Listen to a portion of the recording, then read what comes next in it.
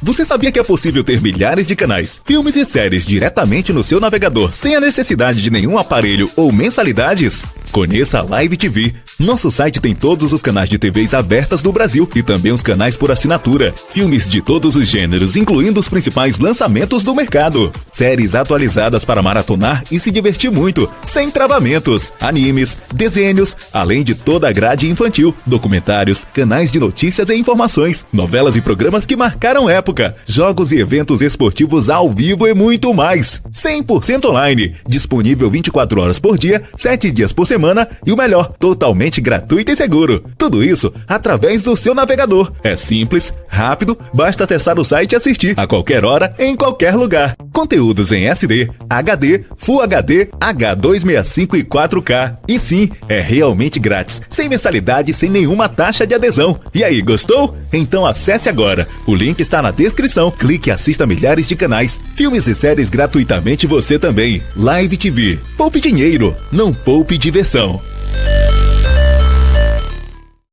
Let me begin by saying that, unfortunately, no country can claim to be free of the scourge of violence and discrimination based on sexual orientation and gender identity or expression. My country is no exception.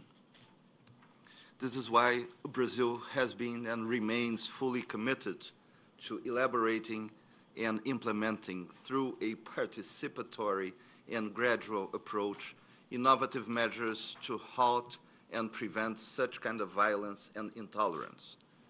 To achieve that goal, no effort is to be spared, both domestically and internationally. In fact, both fronts are firmly connected. Brazil's initiative abroad do not reflect only the goals we want to meet at the national level. They also reveal our intention to help build a future where members of the human family can live free from violence and discrimination. We have made significant achievements so far. Brazil was the first country to hold, in June 2008, a national conference on the promotion of the rights of LGBT people.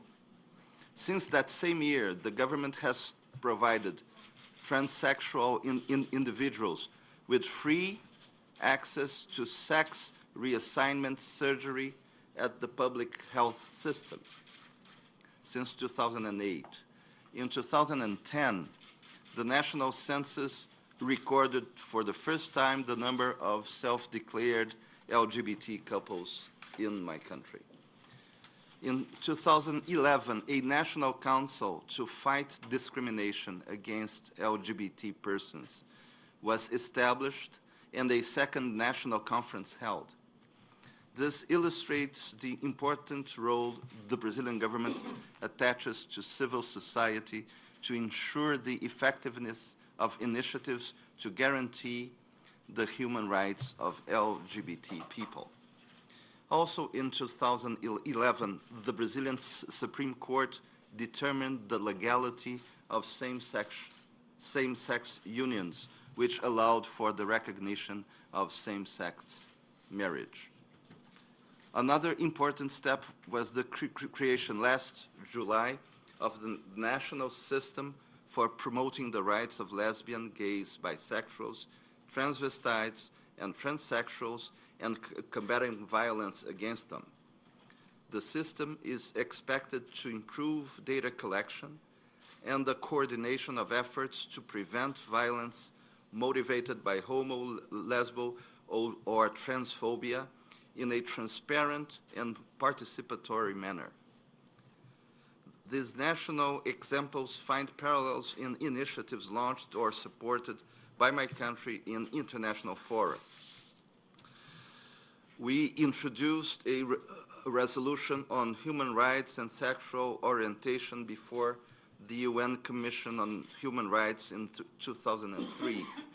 The initiative, though withdrawn, paved the way for further developments at the regional and international levels.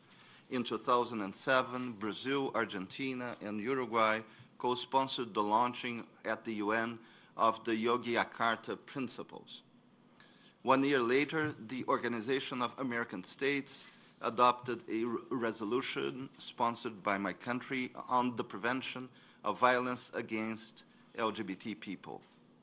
We also worked extensively together with South Africa, Norway, and other partners to achieve the majority required to adopt Human Rights Council Resolution 17/19 entitled Human Rights, Sexual Orientation, and Gender Identity. The need to keep momentum around this important breakthrough prompted my country to host a regional seminar in Brasilia in April this year. This event was followed by similar initiatives in Kathmandu, Paris, and Oslo.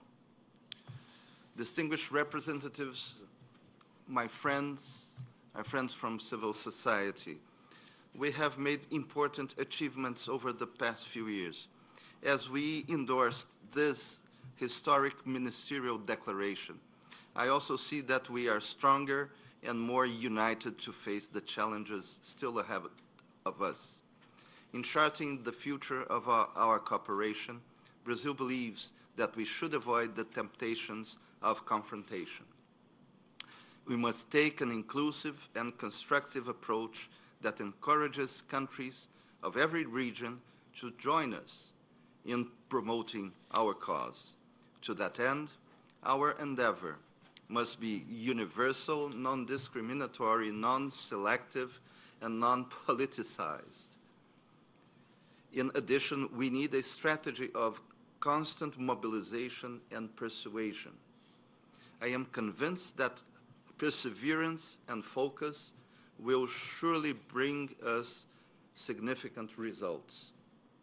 In concluding, allow me to reiterate my country's firm support to efforts aimed at ensuring to all human beings the right to live free from violence and discrimination on the grounds of sexual orientation or gender identity or expression.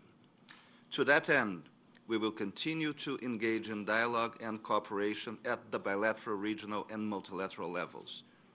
Our commitment in this matter is firm and will remain so. And I would like to quote a beautiful expression I am seeing from my seat, which is human rights